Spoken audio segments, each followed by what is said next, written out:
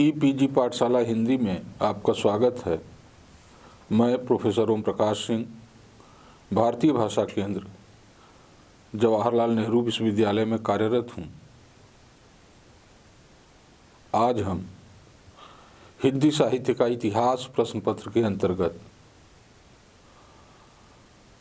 साहित्यिक भाषा के रूप में अवधि के विकास पर चर्चा करेंगे। इस बातचीत के बाद और इकाई पढ़ने के बाद आप अवधि भाषा के क्षेत्र और उसके बारे में जान सकेंगे। विभिन्न कालों में लिखे गए अवधि के साहित्य से परिचित हो सकेंगे। अवधि भाषा में लिखे जा रहे साहित्य के बारे में जान सकेंगे। साहित्यिक भाषा के रूप में अवधि की कुछ मूलभूत विशेषताएं समझ सकेंगे। अवधि भाषा में साहित्य लेखन का वर्तमान स्वरूप कैसा है, इसकी जानकारी कर सकेंगे। अवधि नाम से ही स्पष्ट है कि यह अवध की भाषा है।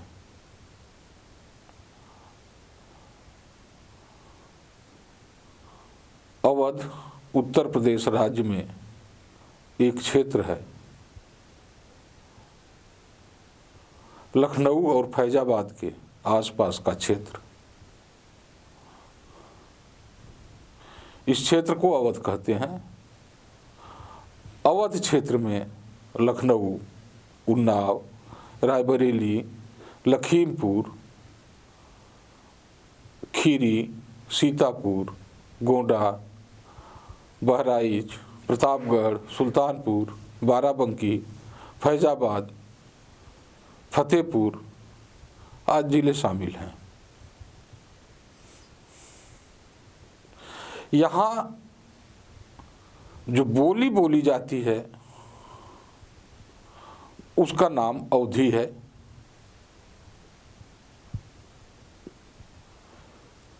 इसे कोसली या वैशवाड़ी के नाम से भी जानते हैं। कोसल एक क्षेत्र, इसी तरह से बैसवाड़ा भी एक क्षेत्र।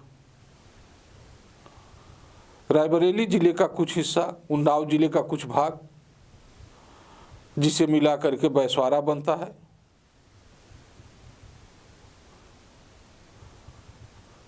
बैसवाड़ा की बोली बैसवाड़ी के नाम से जानी जाती है।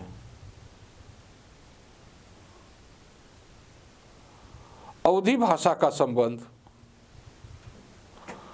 अर्धमागधी प्राकृत से माना जाता है।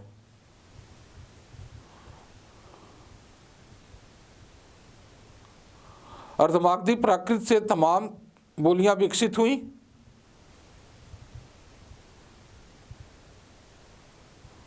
उनमें जो पूर्वी हिंदी की बोलियां थीं, उन पूर्वी हिंदी की बोलियों में अवधि सबसे महत्वपूर्ण है।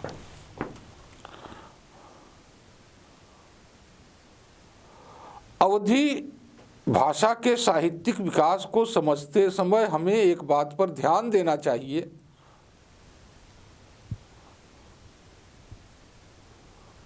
कि अवधि शब्दों के प्रयोग हमें साहित्य में कब से मिलने लगे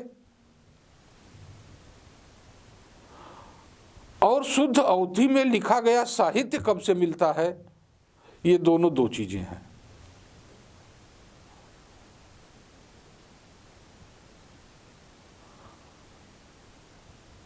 रचनाकार अपने समय, अपने समाज और अपने आसपास के क्षेत्रों से प्रभावित होता है। और भारत एक ऐसा देश कि जिनमें एक नहीं तमाम बोलियों का अस्तित्व है। इसलिए इन बोलियों के शब्द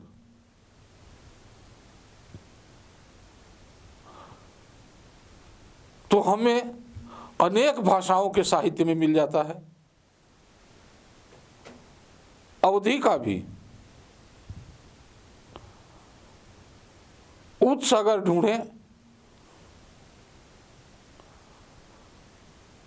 तो हमें काफी पीछे से मिलने लगता है।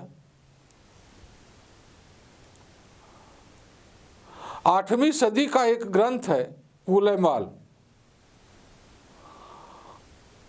कुलैमाल में भी हमें कोसली का उल्लेख मिलता है।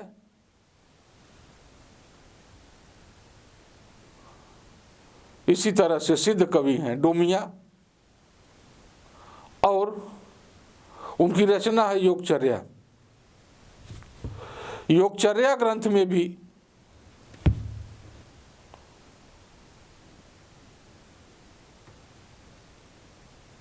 अवधि के शब्द मिल जाते हैं। यह ग्रंथ 840 ईस्वी के आसपास का माना जाता है। इस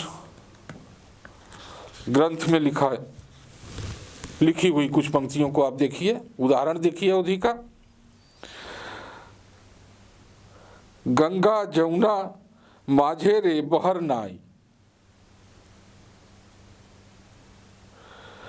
ताई बुड़ली मातंग पोड आली ले पार करई, बाहुत डोम्बी वालो डोम्बी बाटत भइल उछारा, सदगुर पाऊ पाए जाइब जिड़ौरा।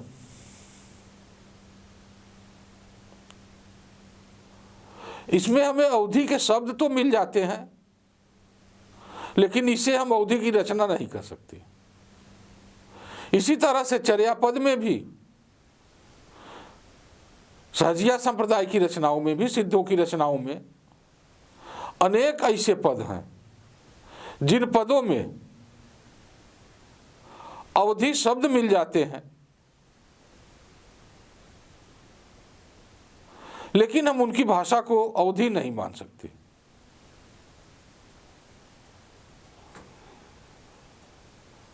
एक और पुरानी रचना है राउरबेल,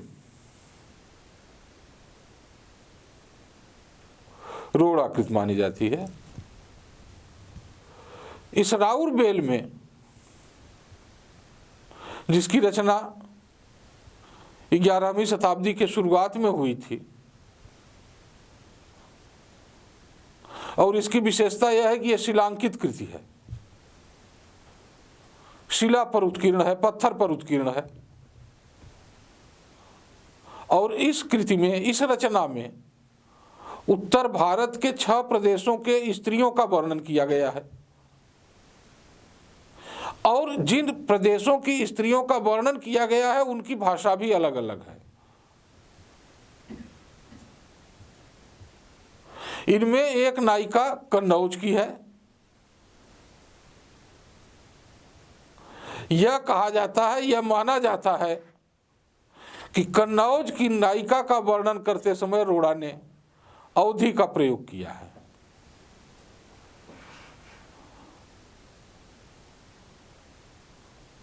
और भी ऐसे अनेक प्राचीन उदाहरण हमें मिल जाते हैं उक्ति व्यक्ति प्रकरण में, जहां से हम ये कह सकते हैं कि यह भाषा या इसकी भाषा बोलचाल की अवधि से अधिक निकट है। हेमचंद का प्राकृत व्याकरण, काव्य अनुशासन, प्राकृत पैंगलम, इन सब में भी अवधि का हमें एक रूप दिखाई देता है। अवधि के कुछ शब्द मिल जाते हैं, जागु, माड़ू, जासु, ऐसे तमाम शब्द हैं जो जगह जगह बिखरे हुए हैं। हम इन शब्दों के प्रयोग के आधार पर, या ये शब्द आ गए हैं इसलिए इनको भी साहित्यिक भाषा के रूप में अवधि कहें, बहुत संगत नहीं लगता। साहित्यिक भाषा के रूप में अवधि का विकास मध्यकाल में हुआ। हम जानते हैं कि हमारे यहाँ बहुत दिनों तक बोलियों में साहित्य लिखा जाता रहा। उनमें दो बोलियां महत्वपूर्ण हैं साहित्यिक दृष्टि से, एक ब्रज भाषा और एक अवधी। ब्रज क्षेत्र की भाषा ब्रजी या ब्रज भाषा, अवध क्षेत्र की भाषा अवधी। अवधी का शुद्ध साहित्यिक प्रयोग हमें सूफी कवियों में दिखाई देता है। लगभग सूफी कवि जितने हुए हैं उनकी सभी रचनाएं अवधी में हैं।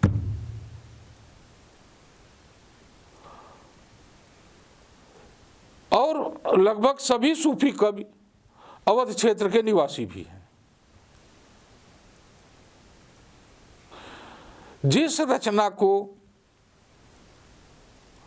पहली व्यवस्थित अवधी बोली की रचना कहा जा सकता है वह मुल्ला दाऊद की रचना चंदायन है। चंदायन की रचना 1380 के आसपास हुई थी।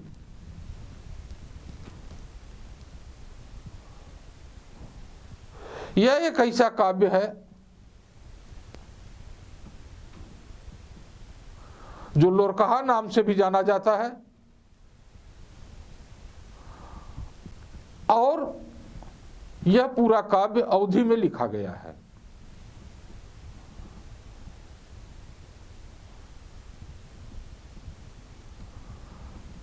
अवधी को काव्य भाषा के रूप में प्रतिष्ठित करने का श्रेय मुल्ला दाऊद को है।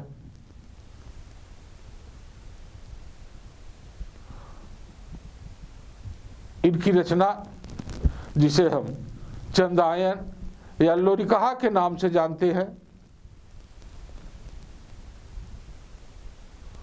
कड़वक पद्धति पर लिखी गई रचना है। जिस तरह से पहले जैन काव्यों में कड़वक पद्धति का इस्तेमाल होता था,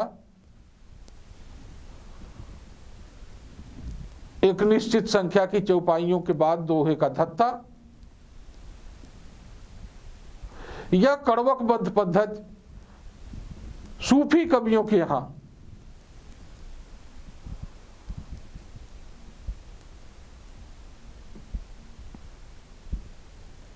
पूरी तरह से अपनाई गई है। यह जरूर है कि चौपाइयों की संख्या, कितनी चौपाई के बाद दोहा दिया जाए,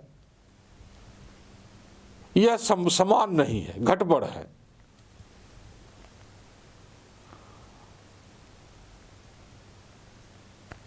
चंदायन लोरिक और चंदा की प्रेम कथा है।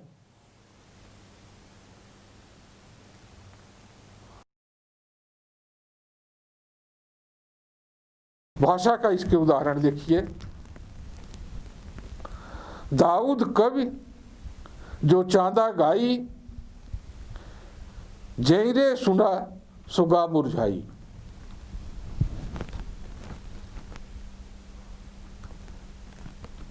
एकदम बोल चाल की अवधि।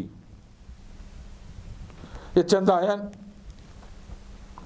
जैसा मैंने अभी कहा, लोरिक और चंदा की प्रेम कहानी है। श्रृंगार रस से ओतप्रोत रचना है और इसमें श्रृंगार के दोनों पक्ष, संयोग और वियोग का चित्रण कवि ने नए नए उपमानों के साथ किया है।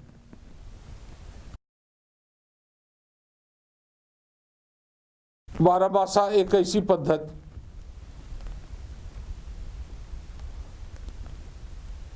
जो सूफी कवियों के यहां हर रचना में मिलती है। मुल्ला दाऊद के बाद दूसरे महत्वपूर्ण सूफी कवि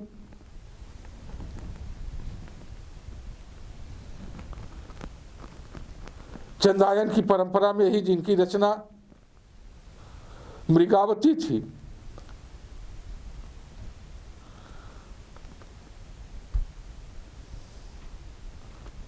कुतुबन।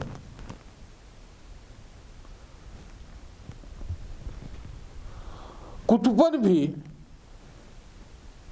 अवधि के विकास के लिए, साहित्यिक अवधि के विकास के लिए उतने ही महत्वपूर्ण हैं जितने महत्वपूर्ण दाऊद।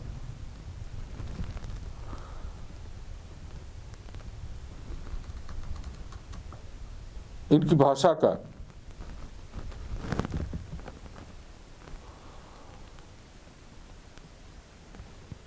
महत्वपूर्ण पक्ष है कि ये भी ठेठ अवधि का प्रयोग करते हैं। इनकी भाषा का एक छोटा सा उदाहरण लीजिए, जिसमें इन्होंने अपनी भाषा की विशेषता का तरफ इशारा किया है। सास त्रिय आखर बहु आए,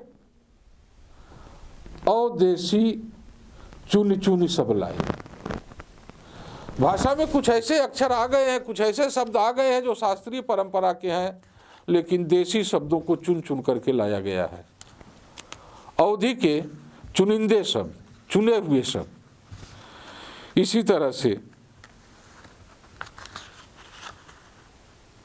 कुतुबन की साहित्यिक विशेषता बताते हुए आचार्य रामचंद्र शुक्ल ने हिंदी साहित्य के इतिहास में लिखा कि ये चिश्ती वंश के शेख बुरहान के शिष्य थे और जौनपुर के बादशाह हुसैन शाह के आश्रित थे। अतः इनका समय विक्रम की 16वीं शताब्दी का मध्य भाग, संवत 1550 के आसपास था। इन्होंने मृगावती नाम की एक कहानी चौपाई दोहे के क्रम से सन 900 हिजरी संवत 1558 में लिखी।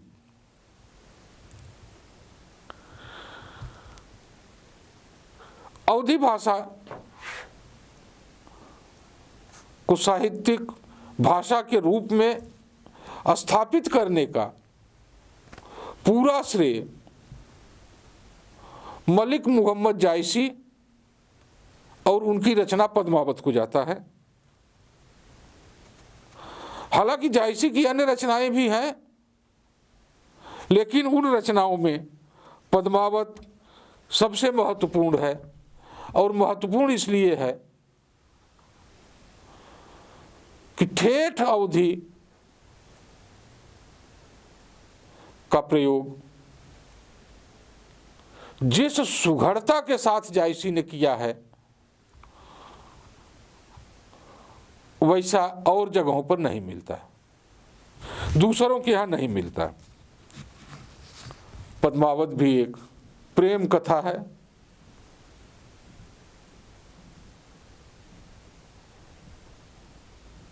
आधी ऐतिहासिक, आधी कल्पित।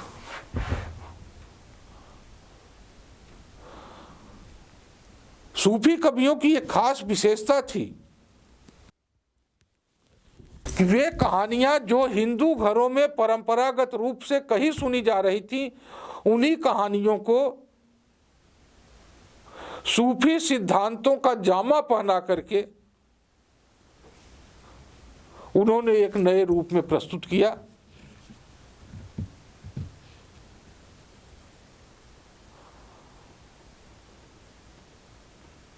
जिन कवियों ने, जिन सूफी कवियों ने प्रेम कथाएं लिखी, उनमें जायसी सबसे महत्वपूर्ण है।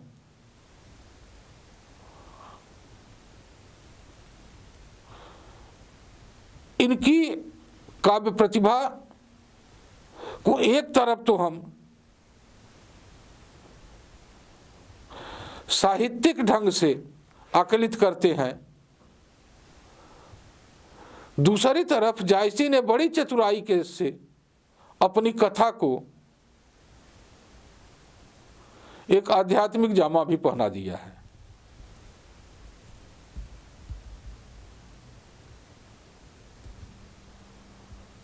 रतन सेन, पद्मावती, हीरामन, तोता जो है, राघव चेतन, ये सारे पात्र अलाउद्दीन अपनी ऐतिहासिकता, समसामयिकता या जो कल्पना से गढ़े गए हैं, इस तरह का अस्तित्व तो रखते ही हैं, इसके साथ ही साथ अपना आध्यात्मिक अस्तित्व भी रखते हैं।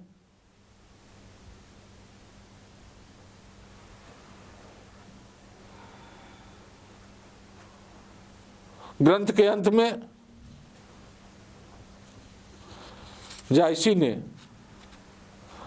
अपनी कथा की अलौकिकता का उल्लेख किया है।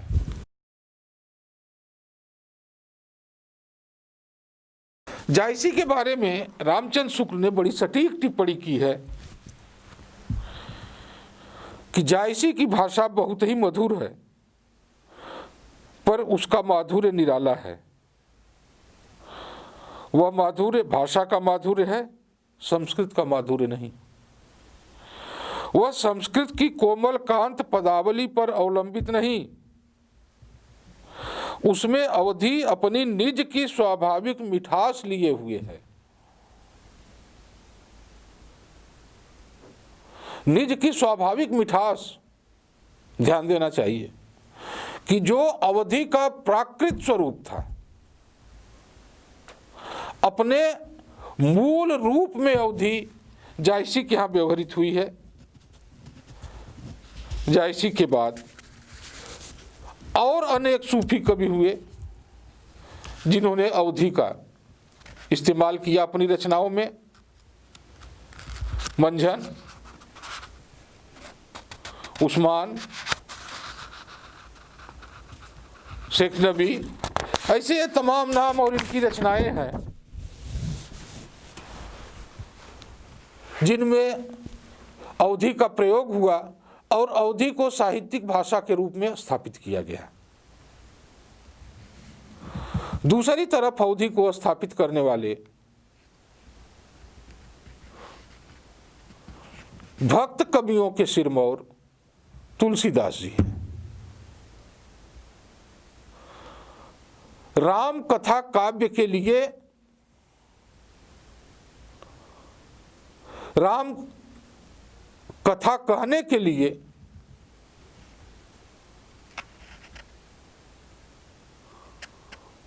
उन्होंने अवधि का व्यवहार किया। तुलसीदास की अवधि और जायसी की अवधि में थोड़ा सा अंतर है।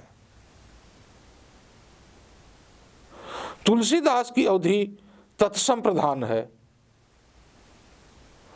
जायसी की अवधि तद्भव प्रधान है।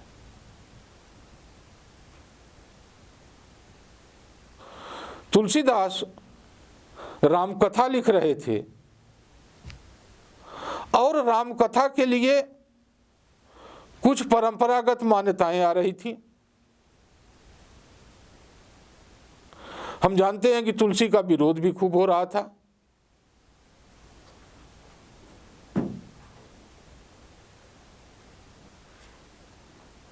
राम कथा और वो भी लोक भाषा में लिखी जाए,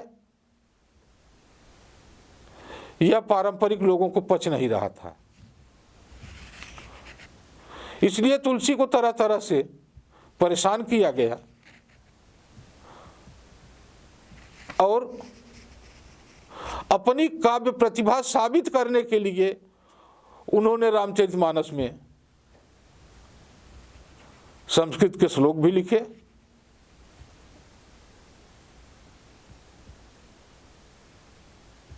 ये दिखाया उन्होंने कि मेरा केवल अवधि पर ही अधिकार नहीं है, ब्रजभाषा पर भी अधिकार है।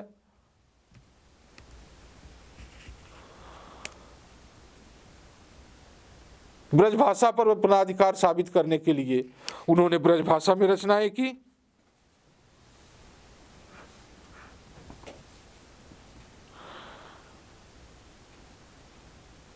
ये जरूर है कि शब्द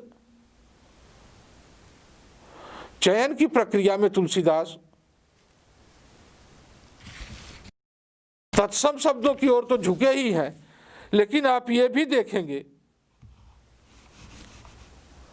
कि तमाम तत्सम शब्दों का उन्होंने अवधिकरण भी किया है। मैं कुछ उदाहरण आपके सामने रख रहा हूं।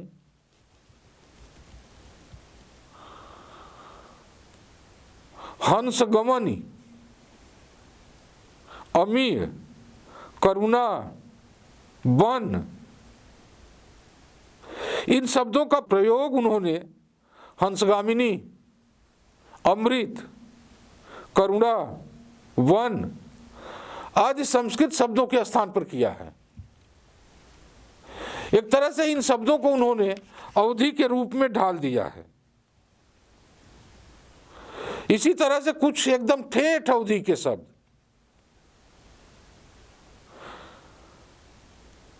अहेर, बाज का प्रयोग भी तुलसी के यहां मिलता है। अरबी फारसी के भी कुछ शब्द तुलसी के यहां हैं। बड़ी चर्चा हुई है कि उन्होंने राम के लिए गरीब निवाज विशेषण प्रयुक्त किया है। जाहिर है कि गरीब निवाज हिंदी का शब्द नहीं है, अवधि का शब्द है।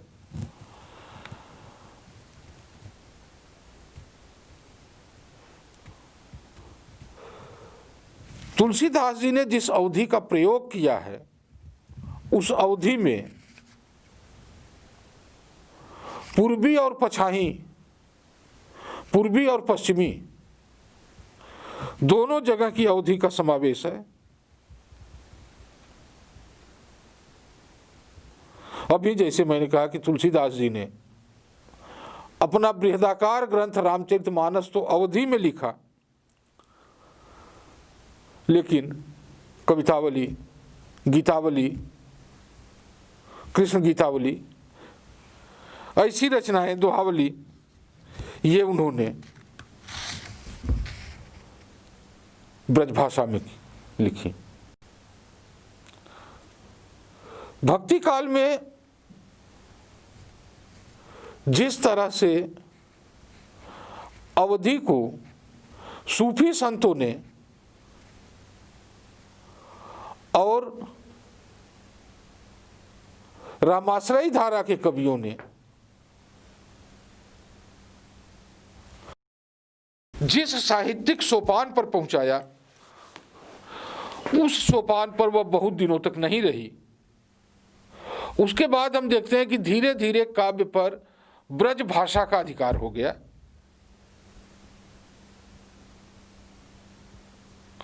रीति काल में अधिकांशतः साहित्य सर्जना के लिए ब्रजभाषा का ही इस्तेमाल हुआ।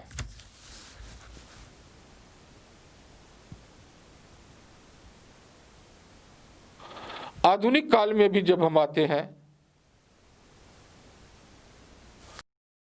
तो आप देखेंगे कि गद्य के लिए तो खड़ी बोली हिंदी का इस्तेमाल होने लगा था, लेकिन कविता के लिए बहुत दिनों तक ब्रजभाषा का ही अस्तित्व बना रहा। छिटपुट रचनाएं अवधि में भी होती रही।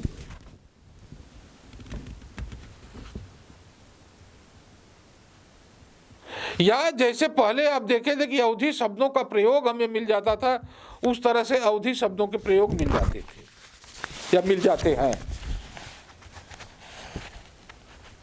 लेकिन जो अवधि का वर्तमान परिदृश्य है वह काफी समृद्ध है।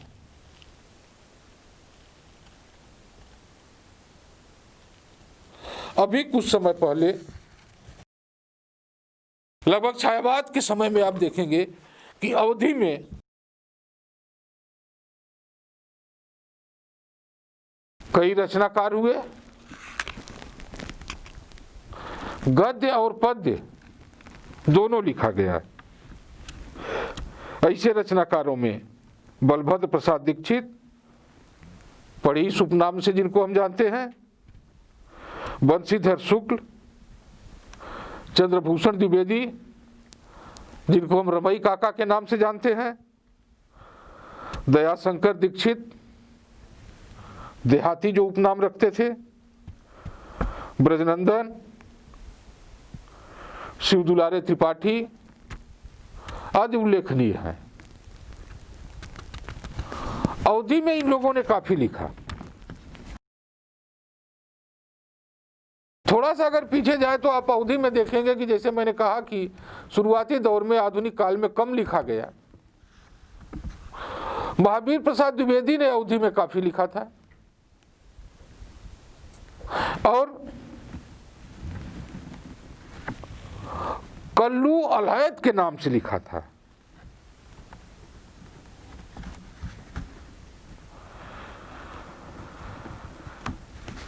आज जो लोग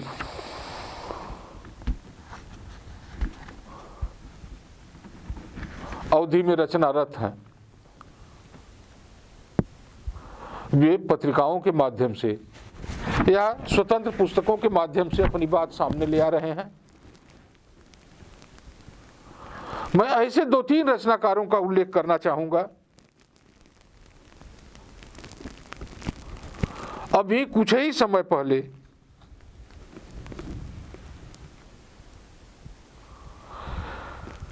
आद्या प्रसाद मिश्र, जो उन्मत्त उपनाम से लिखते थे, उनका स्वर्गवास हुआ है। इनकी अनेक रचनाएं हैं और इनकी कविताएं एक विशेष अंदाज की हैं, धरती से जुड़ी हुई। इन कविताओं में मजदूरों, किसानों, गरीबों, दलितों का दर्द छिपा हुआ है। उनके दर्द को उजागर करना, राष्ट्रीय भावनाओं को अभिव्यक्त करना,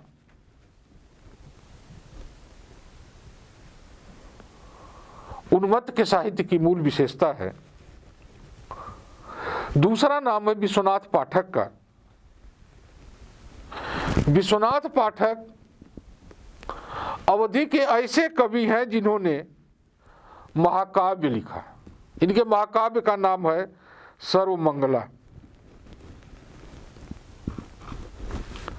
अब भी अवधि की रचनाओं को छिटपुट संकलित करने का कार्य जारी है। अवधि की रचनाओं को संकलित करने वालों में जगदीश पीयूष का नाम उल्लेखनीय है। इन्होंने तमाम अवधि साहित्यकारों की रचनाओं को संकलित किया है।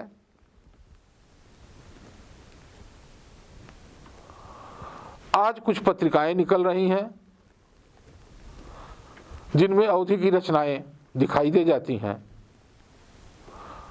ऐसी पत्रिकाओं में मैं युगतेवर का नाम लेना चाहूंगा। जिस उभार के साथ अवधि भक्ति काल में हमारे सामने आई थी, आज वह अवधि का स्वरूप नहीं है।